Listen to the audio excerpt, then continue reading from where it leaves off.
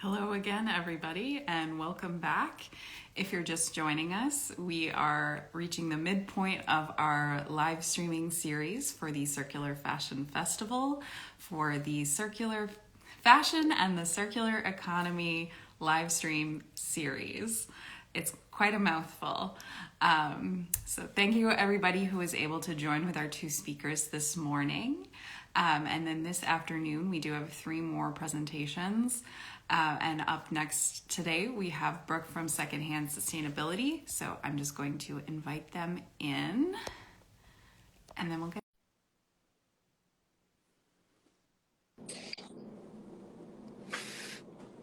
Hello. Hello. Welcome. Thank you. I'm excited to be here and to talk. We are very excited to have you as well. And if I can get you to go ahead and introduce yourself and explain sort of what Secondhand Sustainability is all about. Yeah, of course. So my name is Brooke Bowlin, and I run the Instagram account Secondhand Sustainability. And I started it 3 years ago just as a way to make sustainable fashion more accessible through education and providing resources and encouragement, just because I truly believe that education is really the foundation for we as consumers and citizens to get involved and to really know where we can make an impact within sustainable fashion and just at large. And so, yeah, I just created the Instagram account as a way to pursue that and make just education and make sustainability a little bit easier to understand and pursue, because it can be a really complex and overwhelming space. Yeah, it's a very overwhelming thing to just start into. Yes. I sort of fell backwards into this industry. I started at the Tool Library under an 18-week work experience grant 5 years ago. And from there ended up becoming our sustainability coordinator and our program coordinator. And finding that information and clearing up misconceptions is such an important thing for professionals to do and for individuals to do. So having a resource like yours is just fantastic. When you put it into language that's easy to understand, and you break down things into like simple graphics and infographics so that it's really tangible and easy to have those takeaways that you can bring with you as you're going on your sustainability journey. Well, thank you. Yeah. It's definitely it can be confusing, a lot of misinformation. So I try and make it as clean and easy to understand and address the complexity as much as I can. Absolutely. How did you get into this industry? Yeah, great question. I actually started a secondhand clothing store in 2018, and I opened the clothing store really just because I thought that the process of getting rid of your clothes was clunky and arduous and just so many steps. And so I just really wanted to make it easier to get rid of your clothes. So I started a secondhand clothing store, and that just opened my eyes to the waste and the excess and just overconsumption of the fashion industry, and just opened my eyes to a lot of the problems. And so I then kind of dove headfirst into sustainability, incorporated that as much as I could into my business. And also I have a bias towards secondhand, and it's in my title. I do love secondhand and the way it can make sustainability more accessible for a lot of people. And so, yeah, I've made education a part of kind of my mission ever since I started that secondhand clothing store. Well, that's awesome. I keep coming back to this phrase that Tawny brought up in our first conversation with Salvation Army Thrift Store this morning. But make secondhand your first choice is kind of their tagline. Yes. And I think that that's such a good way of looking at the secondhand industry, that it's not a second thought. It really is the first thing we should be thinking about is, where can I get this used? Yes. And, you know, that could be through trading, borrowing, and accessing it through a thrift store or other form of secondhand retail. Yeah, totally. Are there any creators or businesses that you were looking at when you started your page, or people that continue to inspire you as you keep going with this? Yes, I mean, so many. It's such, a wonderful space to be in. Honestly, I constantly am meeting new people who are doing incredible work, things that like you don't even think of really. Like you think sustainability can be one thing and then they're doing amazing things in other ways. I would say one of my favorite accounts that continues to inspire me and has always is Slow Factory. And they're an educational platform, nonprofit organization. And something they do is they do free, like open education courses that are around really important topics. And they bring in amazing speakers and it makes that education accessible being a keyword currently. But they also are innovating in a lot of other ways, creating they have something called Slow Hide. So they're in materials and like playing with like an alternative to leather, and they do workshops, and they have a new building in New York that they're building. So they're doing a lot of really cool things that are touching a lot of areas within sustainability, which I think is really important, and they do it in such a thoughtful, inclusive way. So they're definitely, if you aren't familiar with them, Slow Factory, I am a huge advocate. I will make sure to give them a follow. Yes. What are some challenges that you've faced as you've started this project and grown it so much? Yeah. Yeah, I would say one of the biggest challenges is probably just parsing through information, and there's everyone that you're speaking to. So as an educator, everyone that I speak to is in wildly different places around the world in their life, socioeconomically, demographically. Like it's diverse. The internet spaces as they are.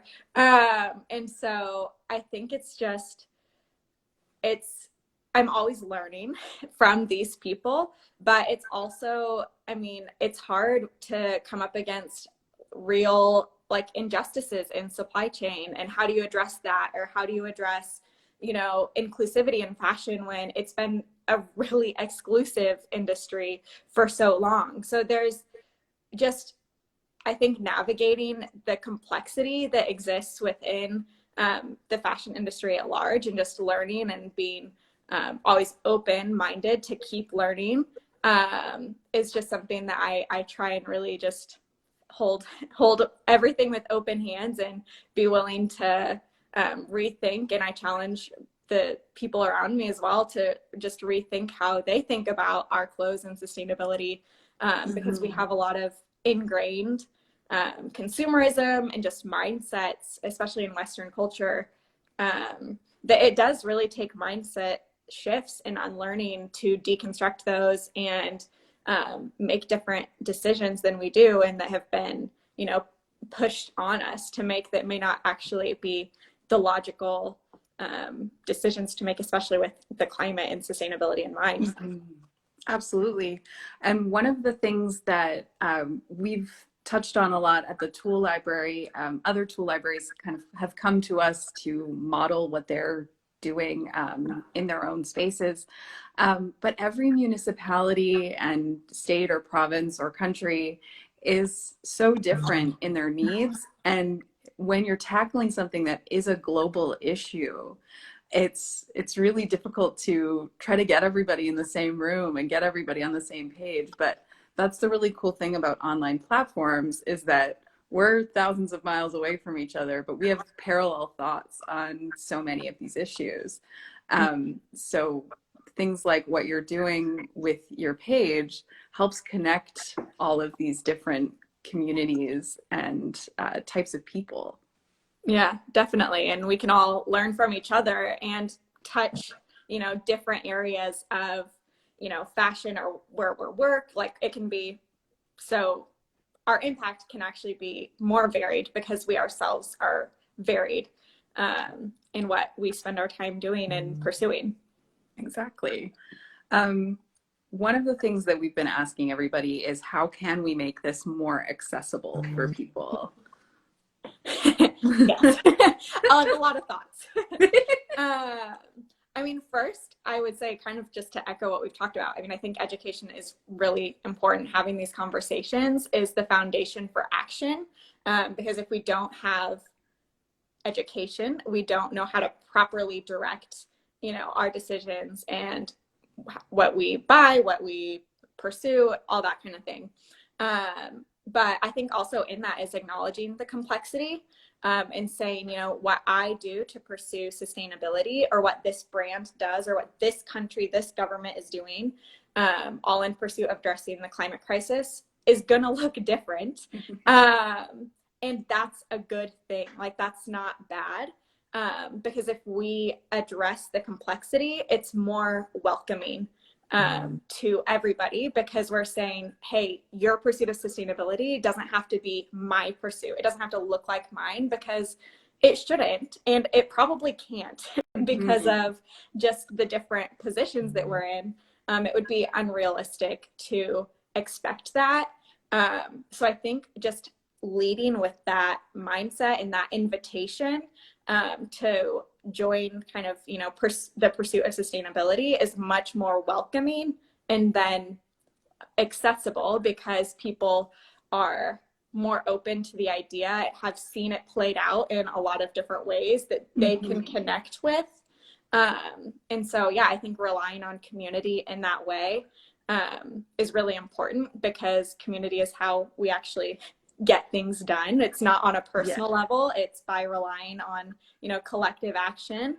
But also don't discount the personal as well. I think your personal relationships is one of the most important ways that you can make sustainability accessible, because you're saying to your friend, hey, I changed this habit. Here's why. I'm showing you how I can do it. And they're more inclined then to say, oh, if you're doing it, I could do that. That looks like that's easy enough. And so those personal relationships are really important too. It's just a way. Yep. They keep you connected to it. Having some personal accountability and liability when it comes to your own sustainable actions, it makes it so tangible, and it makes it easier to share those concepts. So like when you do something like a trash diary, or, you audit your wardrobe to see what's fast fashion and slow fashion, that gives you something to keep going off of as you continue in your sustainability journey. A few years ago, we ran an event called the Zero Waste Festival. And while it was really successful, I think so many people were intimidated by the term zero waste, and so sort of bewildered by it, because it's a new-ish term, and it seems really like exclusive and like all or nothing. And a lot of our sort of sustainable influencers and bloggers are starting to move away from that term and that mindset, that it's not about you being perfect at, never having more than a mason jar full of waste or something. And that it's about attacking like this global issue and trying to get everybody on board with circular systems and things that are less environmentally impactful. Yes. Yeah, definitely. Yeah. So what does a circular fashion economy look like to you? It looks like a lot of things. Yeah, I mean, I hope it needs to be just as diverse as, all we are. And so I would say, most importantly, it's always, specifically within fashion, it's always considering the end of life of the item, because there's a lot of production impact and environmental impact in the production side, but there is just so much in the end of life process that we really don't have a lot of like solutions for currently, and is why a lot of our clothes is now sitting in landfills, And so to have waste-led design and waste-led practices is really important when it comes to circularity in fashion. And that can, yeah, look like different regenerative farming and like sourcing solutions, closed loop manufacturing. It can be resale. It can be like innovative, different secondhand models.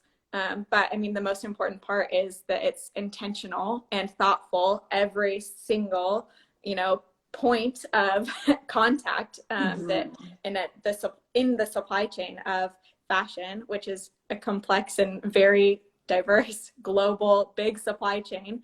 Each of those elements need to be intentionally managed and thought through in a way that is reducing waste, impact, harm. Of course, like we wanted to eliminate harm entirely, and then how can we actually be better and be restorative and not just extractive? Beautifully said. Thank you so much for having a conversation with us today in celebration of the Circular Fashion Festival. Yes, I'm excited to, and big fan. Yeah, we're really happy you could join us. And if you're just tuning in, just a reminder that all of these conversations are being saved to our page at G Tool Library, and we'll tag all of the creators that we're working with in the description. Amazing. All right. Have a great rest of your day. Yes, thank you. You too. Take care. Bye. Bye.